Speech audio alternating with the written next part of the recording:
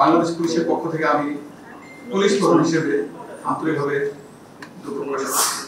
আগামী 24 ঘন্টার মধ্যে সকল মেট্রোপলিটন জেলা, নৌ, রেলওয়ে পুলিশ, হাইওয়ে পুলিশ এবং হাইওয়ে পুলিশের সকল থানা এদের অফিসার এবং ফোর্স সশস্ত্র পুলিশ লাইন্সে যোগদানের জন্য ইতিমধ্যে নির্দেশনা প্রদান করা হয়েছে।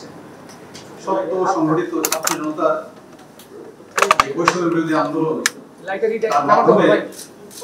অভূতপূর্ব গণদাবী প্রতিষ্ঠা লাভ করেছে। আমরা এখন এক নতুন বাংলাদেশ গড়ার প্রত্যয় নিয়ে যাত্রা শুরু করেছি। এই আন্দোলনে ছাত্র, সাধারণ মানুষ, পুলিশ সহ অনেকে শহীদ হয়েছে। আমি প্রত্যেক বিদেহী আত্মার মাগফিরাত কামনা করছি। তাদের শোক সন্তপ্ত পরিবারের প্রতি গভীর সমবেদনা জ্ঞাপন করছি। প্রিয় সাংবাদিকবৃন্দ, বাংলাদেশ পুলিশ দেশ ও জনগণের কল্যাণে নিয়োজিত একটি ঐতিহ্যবাহী, পেশাদার এবং সেবাধর্মী প্রতিষ্ঠান।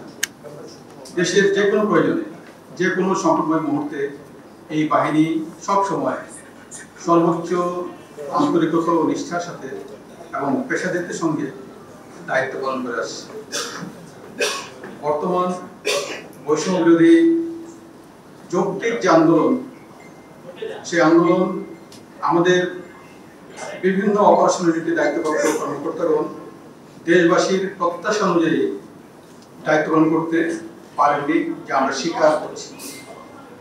এই জন্য বাংলাদেশ পুলিশের পক্ষ থেকে আমি পুলিশ প্রধান হিসেবে আন্তরিকভাবে দুঃখ প্রকাশ করছি।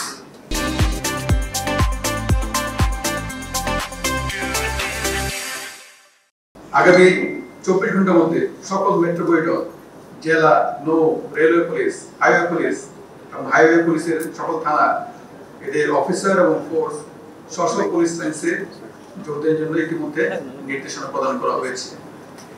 আমি আপনাদের মাধ্যমে সেই নির্দেশনাটা তাদের মাধ্যমে যেন আপনাদের মিডিয়ার মাধ্যমে যায়, সেই ব্যাপারে ব্যবস্থা করার জন্য জানাচ্ছি।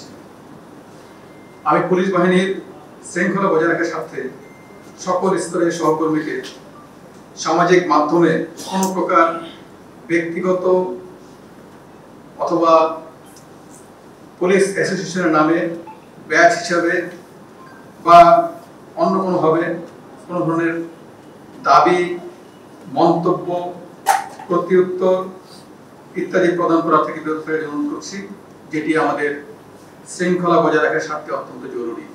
প্রিয় সাংবাদিকবৃন্দ, বাংলাদেশ পুলিশের সকল উদ্যোগ ও কার্যক্রমে আমরা সবসময় আপনাদের সার্বিক সহযোগিতা পেয়ে আসছি।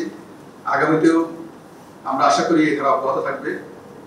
আজকের এই প্রেস ব্রিফিং এ আপনাদের মূল্যবান সময় প্রদান করার জন্য সকলকে আমি আবারও আন্তরিক ধন্যবাদ জানাচ্ছি।